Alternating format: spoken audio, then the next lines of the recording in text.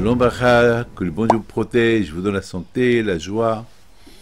Alors, il y a une famille, à Essaouira, c'est une famille qui s'appelle Bin Bidour.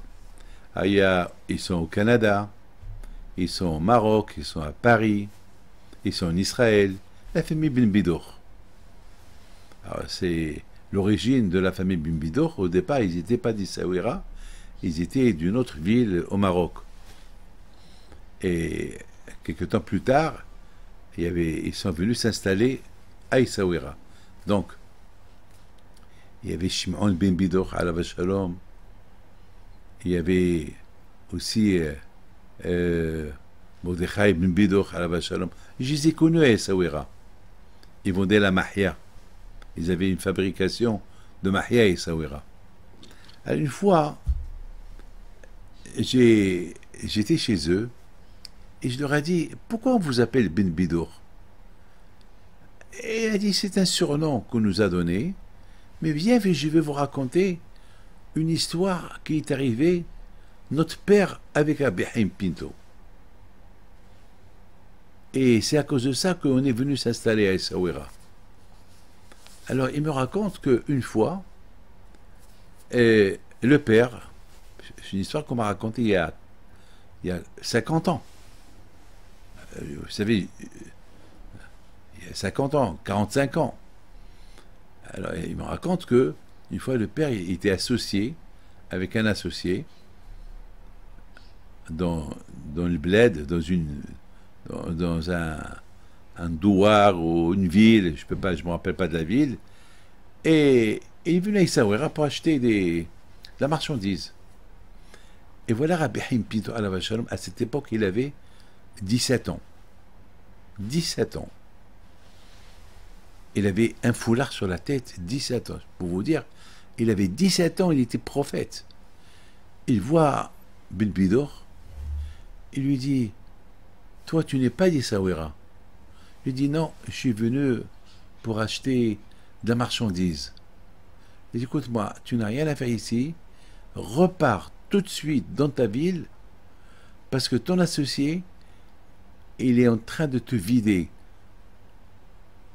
tout le magasin, il est en train de le mettre dans un autre magasin, et lorsque tu vas arriver chez toi, tu vas trouver le magasin vide. Tu as tout volé. Alors, M. Ben Bidour, il regarde. Rabbi Haim Pinto lui a dit, qui es-tu? Il a dit, qui suis-je? Alors, à cette époque, il n'y avait pas de téléphone, il n'y avait rien du tout. Hein.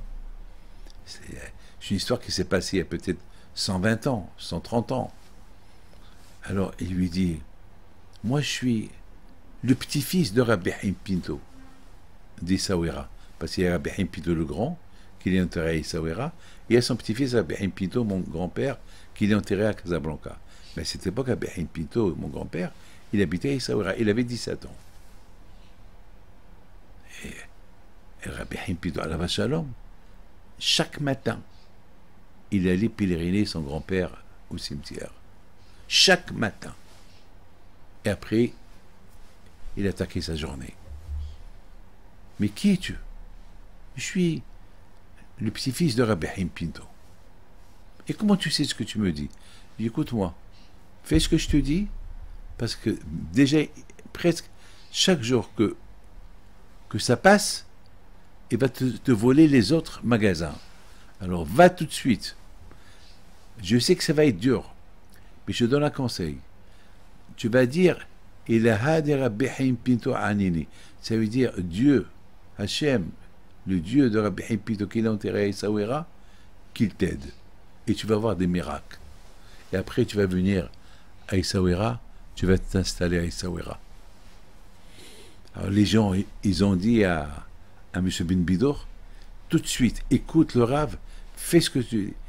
Parce que lui, il est prophète. Il a 17 ans, c'est un jeune homme, mais il voit tout. Vite, il est parti.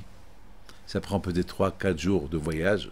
À l'époque, il n'y avait pas des avions, il n'y avait pas des trains, il n'y avait rien du tout. Il arrive dans sa ville et il voit les gens qui le regardent tristes. Ils lui ont dit, tu sais que ton associé, il a déménagé toute la marchandise, il t'a laissé que les magasins vides. Il va voir, c'est vrai, il se rappelle ce que Rabbi Haim Pinto lui a dit. Il va chez son associé, il dit, qu'est-ce que tu as fait? Il dit, qu'est-ce que j'ai fait? Qu'est-ce que j'ai fait? J'ai rien fait, c'est à moi tout ça. Ça y est, on n'est plus associés. Ton bien, tu l'as pris, et moi, j'ai pris mon bien. Mais j'ai rien pris. Ben oui, tu as pris. Il s'est rappelé ce que Rabbi Haim Pinto lui a dit. Lorsque tu te trouveras, lorsque tu vas être dans une situation pareille, appelle le zéchout de Rabbi Haim Pinto. Il a dit, ah, Rabbi Haim Pinto, aide-moi. Aide-moi. J'ai travaillé toute ma vie. Je fais du hesed. Je suis Kohen. Et je fais beaucoup de hesed. Aide-moi pour que je retourne. Je quitte cette ville et je vais m'installer à Essaouira. Au même moment, son associé, il a attrapé un mal de ventre pendant 2 jours. Et 2 jours, presque il allait mourir. Tout le monde lui a dit. Rappelle-toi, il a appelé Rabbi Haim Pinto, le zécho de Rabbi Haim Pinto. Tu vas crever, tu vas... Prie pour que tu ne meurs pas. Vite, vite, rends-lui son argent. Demande-lui pardon. Et dégage-toi de ça. Mais non, mais aïe, aïe, aïe. À la fin, il est obligé de l'appeler, lui demander pardon. Prends ce que tu veux. Il a dit non, je prends mon Dieu. C'est tout. Et ils ont fait le partage. Il a pris son Dieu, il l'a vendu, il est parti s'installer à Essaouira.